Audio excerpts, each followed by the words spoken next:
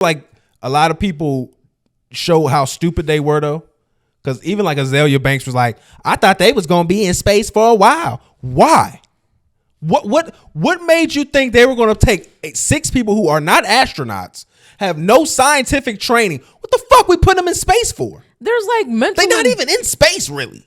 There's like mental endurance tests that you have to go through to like become an astronaut. Fucking Gayle King and Katy Perry are not passing that fucking test.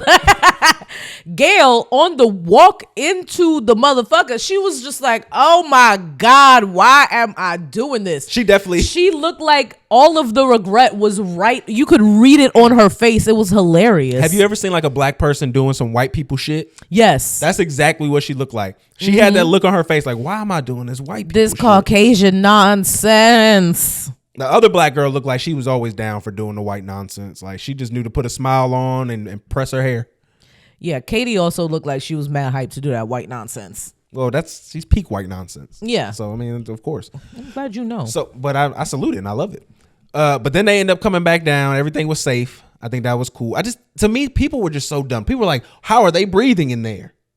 Like they wouldn't put air in the chamber. Like they can't pressurize the chamber. We've seen astronauts talk to us. They don't believe that. They don't believe it's real. Over and over and over again from space, like doing interviews and stuff, and they haven't had their helmets on. Do you think that astronauts, when they're staying in space, especially them niggas that was up there for 17 months, you think they had helmets on the entire time? Use your brain. It's hard for niggas to do that though. That shit don't make no sense. It's hard for a lot of niggas to do that. And this is what I want to say, and we can finish off here because this conversation sparked a lot of the flat earthers because they saw the round earth and all that stuff. And I say this humbly. Y'all are the stupidest motherfuckers in the world because I need to explain. This is how y'all think. And I need to let y'all listen. This is going to be an excerpt from the Joe Budden podcast where they are talking to Marc Lamont Hill about flat earth. Who was talking to him about Ish that? and Ice. And I want to explain to people why this is stupid and why this is dumb before we wrap up. But y'all need to take a listen. Ish and Ice were mistakes. Antarctica stops the Let me ask you a question. Mm-hmm. Do you believe Antarctica stops the bottom? That's it. It's nothing after Antarctica. It's nothing after the North Pole. You believe that?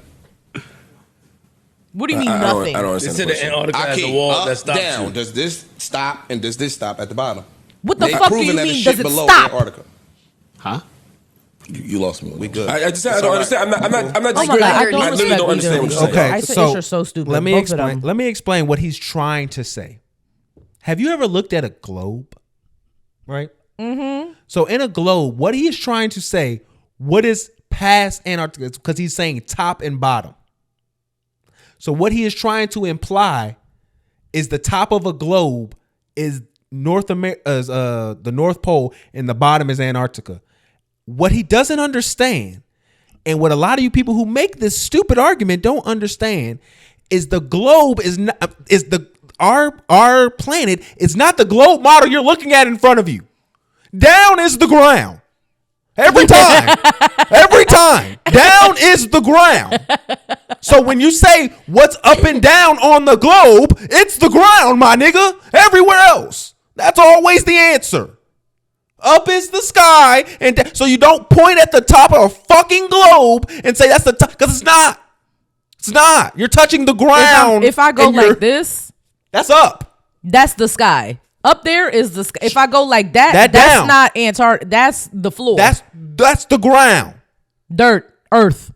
So you niggas have to understand when people get confused at the questions you're asking, it's because it's stupid questions that don't make any sense. Mm-hmm.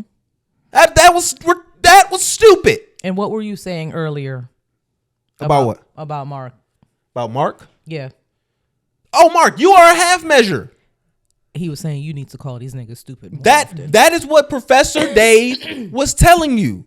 You have to call stupid ideas stupid so people know they said something dumb. Not because you are obviously smarter than the rest of these men, which you are, and not because they are wrong, because they're wrong. And if you continue to let wrong people think that they're smart, our society will crumble. Very simply put, you need to let stupid people know that their ideas are nonsensical and they are not based in fact. And then they need to be shamed for that. And bring back shame. I think, Mark, you should have a bell on the show that you ring when niggas are being idiots. Idiot bell. Idiot bell. Ding, ding, ding. And just make it say dunce, dunce, dunce. Yes. Like, and I think Joe would definitely let him get a dunce cap off. He would love that. He would love that. Flip would have the dunce cap on every single episode because that nigga is so fucking stupid. We appreciate your apology, but we still gonna give you the shit. That nigga is so fucking stupid. Like, your brain doesn't work properly. You don't process things the way an adult human that knows things should process things. And then Mark, I love that Mark is on the show now. He's so subtly shady. He undermines Flip's intelligence. He did call him short bus strong. Yeah. On a regular basis. Like, what I want to just say one more point to that is what the thing that Mark does that gets on my nerves is when he's having a discussion with someone, he allows them to frame the argument under their terms, and their terms are generally not the consensus correct ideal. So you'll just say something that's super vague, but then you won't let them stand on it. You won't let them define their definition.